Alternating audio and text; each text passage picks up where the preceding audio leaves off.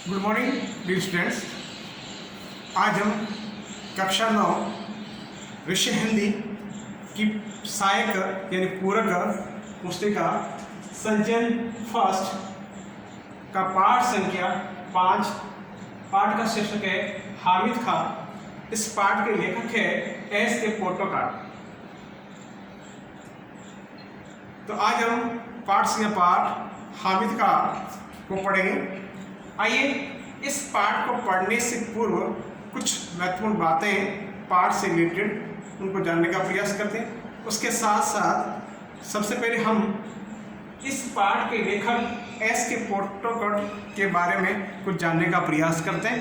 तो आइए कि इसके जो लेखक हैं उनका जीवन परिचय क्या बनता है। एस के पोर्टोकाट जिनका जीवन काल 1913 से 1982 तक रहा, मलयालम के प्रसिद्ध कथाकार एस के पोर्टोकाट का पूरा नाम शंकरन कुट्टी पोर्टोकाट था। उनका जन्म केरल के कोषिकोड यानी कालीकट में हुआ था। इंटरमीडिएट यानी कक्षा 10 की पढ़ाई पूरी करके वे साहित्य सर्जन यानी लिटरेचर में लग गए। पोर्टोकाट की कहानियों में किसान और मजदूरों की आहा यानी उनकी आवाज़ और वेदना का सजीव यानी जीता जागता चित्रण किया है। जाति, धर्म और संप्रदाय से परे मानवीय सौहार्द को उबारने में पोर्टोकाट को पूरी सफलता मिली है। उनकी कहानियों में विश्व बंधुत्व और भाईचारे का संदेश मिलता है। कथाकार पोर्टोकाट को साहित्य अकादमी तथा ज्ञानपीठ पुरस्कार से भी सम्मानित किया गया। उनकी कहानियों का विश्व की अनेक भाषाओं में अनुवाद हुए हैं। उनकी जो प्रमुख पुस्तकें हैं प्रेम शिशु, विषकन्या और मुडुपड्डम, ये उनकी मुख्य पुस्तकें हैं। आइए उनके जीवन परिचय को आगे बढ़ाते हुए उनके द्वारा लिखित हामिद खां पाठ को जानने का प्रयास करें। इस कहानी में लेखक ने हिंदू और मुस्लिम एकता के बारे में बताने का प्रयास किया। लेखक एस के पोर्टोकाट कहते हैं कि एक बार मुझे पाकिस्तान के अंतर्गत तक्षशिला विश्वविद्यालय के खंडर देखने का मौका मिला। मैं वहाँ गया। वहाँ जाने पर वहाँ की संस्कृति व लोगों की चाल चलन तब विभिन्न धर्म के लोगों के बारे में जानने का प्रयास किया। उसी प्रयास के अंतर्गत वे कहते हैं कि अचानक तक्षशिला के पास एक छोटे से गांव के अंतर्गत मुझे जाने का मौका मिला। वहाँ के गांवों की स्थिति को उसको बताने का प्रयास किया इस पाठ के माध्यम से, जो आगे हम पाठ के माध्यम से जानने का प्रयास करेंगे। लेकिन उसके अंतर्गत जो मुख्य बातें उनको थोड़ा जानने का प्रयास करें। लेखक कहते हैं कि तक्षशिला के अंतर्गत लोगों की रहन सहन, उनके खान पान, उनके व्यवहार को जानने का मौका मिला कि वहाँ के लोगों की सोच किस प्रकार है, उसको भी जानने का प्रयास किया। तो वहाँ लेखक ने एक होटल के पठान से उसका मिलना हुआ और वहाँ उस होटल के मालिक पठान के साथ उनका जो वार्तालाप हुआ, वहाँ लोगों के बारे में उनकी सोच को जानने का मौका मिला। वो भी इस पाठ के अंदर बहुत ही बढ़िया तरीके से बताने का प्रयास किया है। हामिद खां नामक व्यक्ति से उनका जब परिचय होता है और हामिद खां उनके साथ में जो वार्तालाप करता है, उस वार्तालाप को बहुत ही बढ़िया तरीके से इस कहानी में बताने का प्रयास किया।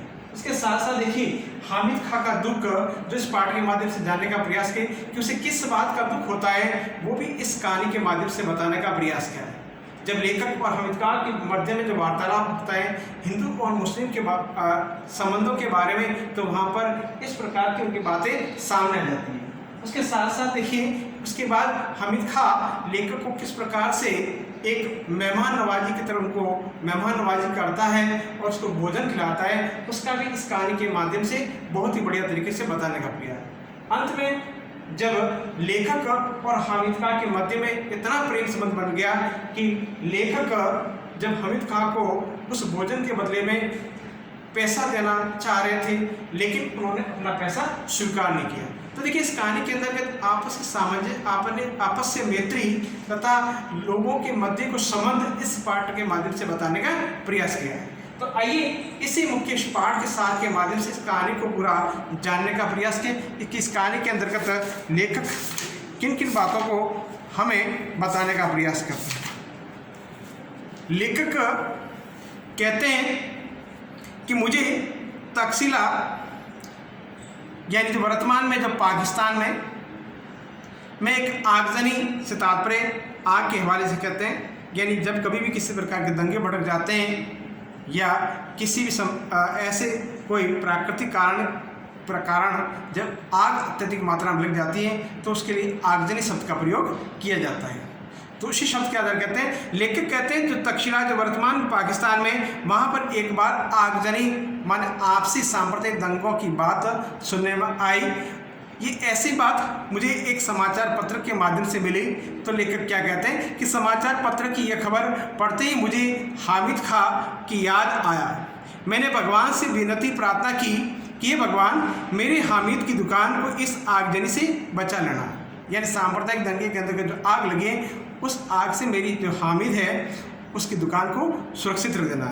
अभी 2 साल ही बीते हैं जब मैं तक्षशिला के पौराणिक माने बहुत पुराने खंडर देखने गया था।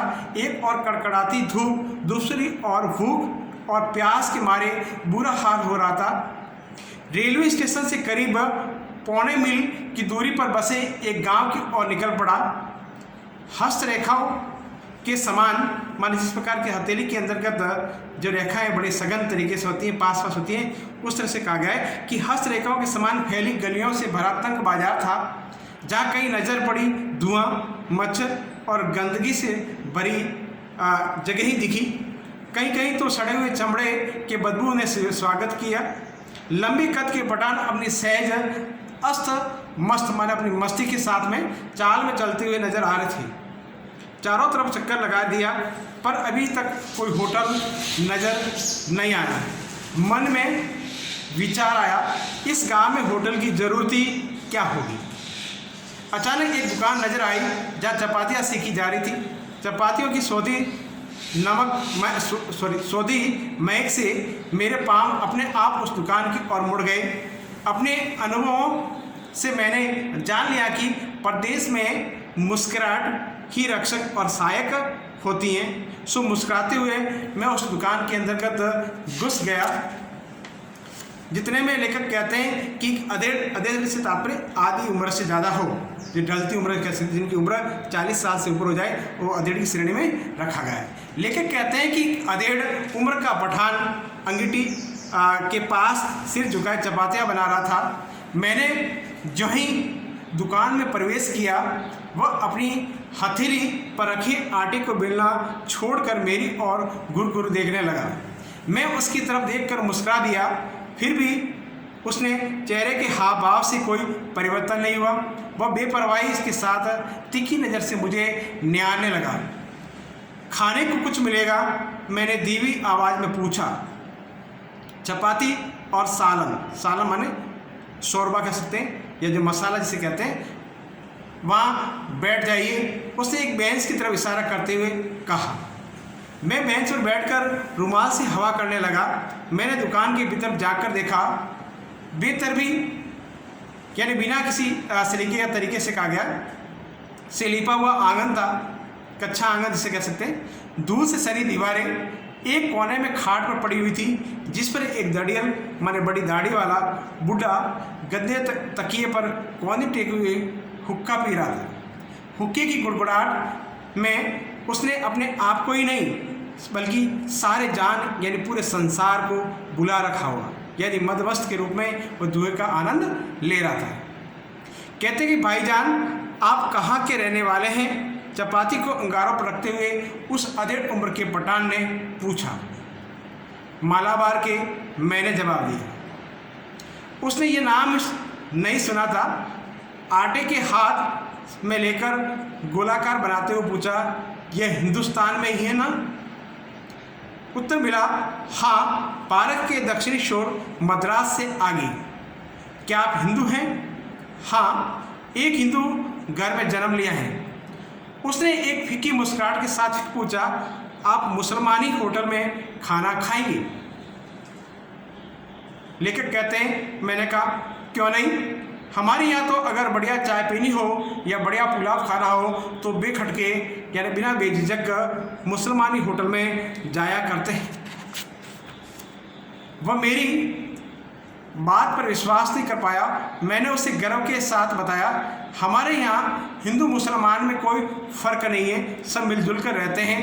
भारत में मुसलमानों ने जिस पहली मस्जिद का निर्माण किया था वह हमारे ही राज्य में एक स्थान है, कोडू गल्लूर में। हमारे यहाँ हिंदू मुसलमानों के बीच दंगे नहीं के बराबर होते हैं। उसने मेरी बात को बहुत ही ध्यानपूर्वक सुनकर कहा, काश मैं आपके मुल्क में आकर यह सब अपनी आंखों से देख सकता। क्या आपको मेरी बात पर विश्वास नहीं होता? मैंने पूछा। मुझे आपकी बात पर तो पूरा यकीन हो गया है, पर मैं इस पर ईमान नहीं कर सकता कि आप हिंदू हैं, क्योंकि यहाँ कोई भी हिंदू आपकी कही हुई बातों को इतने फ़ख्र यानी गर्व के साथ किसी मुसलमान से नहीं कह सकता। उसकी नज़र में हम आततियों यानी अत्याचारों की औलादें हैं। हमें इस हालत में अपनी आन के लिए लड़ना पड़ता है। यही हमारी नियति है, यानी हमारा भाग्य है। उसकी आवाज़ में सच्चाई कुट कुट कर भरी थी। आपका शुभ नाम? मैंने पूछा। उत्तर मिला, हामिद खां। वो जो चारपाई पर बैठे हैं वो मेरे अब्बाजान यानी पिताजी हैं। अच्छा, आप 10 मिनट तक इंतज़ार कीजिए, सालन अभी पक रहा है। मैं इंतज़ार करने लगा। अरे ओ अब्दुल, हामिद ने ज़ोर से आवाज़ लगाई। एक छोकरा दौड़ता हुआ आया जो आंगन में चटाई बिछाकर लाल मिर्च सुखा रहा था। हामिद ने अपनी पश्तो भाषा में उसे कुछ आदेश दिया। वह दुकान के पिछवाड़े की तरफ भागा। भाईजान, जालिमों की इस दुनिया में शैतान भी लुक छिप कर चलता है। किसी पर धौंस जमा कर या मजबूर करके हम प्यार मोल नहीं ले सकते। आप ईमान से मोहब्बत के नाते मेरे होटल में खाना खाना आए। ऐसी ईमानदारी और मोहब्बत का असर मेरे दिल पर क्यों न पड़े। अगर हिंदू और मुसलमान अपने ईमान से आपस में मोहब्बत करते तो कितना अच्छा होता। धीमे स्वर से बोलते हुए अंगीठी से आखिरी चपाती उतारकर खड़ा हो गया। जो छोकरा पिछवाड़े की तरफ गया था उसने एक थाली में चावल लाकर सामने रख दिया। हामिद ने 3-4 चपातियाँ उसमें रख दी। फिर लोहे की तस्तरी यानी जिससे प्लेट में सालन परोसा। छोकरा साफ पानी से भरा एक कटोरा मेज पर रखकर चला गया। मैंने बड़े चाव से भरपेट खाना खाया। कितने पैसे हुए? जेब से हाथ डालते हुए मैंने हामिद खां से पूछा। मुस्कुराते हुए हामिद खां ने हाथ पकड़ लिए और बोला, भाईजान माफ़ कीजिएगा, पैसा नहीं लूँगा, आप मेरे मेहमान हैं। मेहमानबाजी की बात अलग है, एक दुकानदार के नाते आपको खाने के पैसे लेने पड़ेंगे। आपको मेरी मोहब्बत की कसम। 1 रुपये के नोट को मैंने हामिद खां की ओर बढ़ाया। वह संकुचा रह रहा था। उसने वह रुपया लेकर फिर मेरे हाथ में रख दिया। भाईजान, मैंने खाने के पैसे आपसे ले लिए, मगर मैं चाहता हूँ कि आप ही के हाथों में रहे। आप जब पहुँचे तो किसी मुसलमानी होटल में जाकर इस पैसे से पुलाव खाए और तक्षशिला के भाई हामिद खां को याद करें। वहाँ से लौटकर मैं तक्षशिला के खंडरों यानी पुराने भवनों की तरफ चला गया।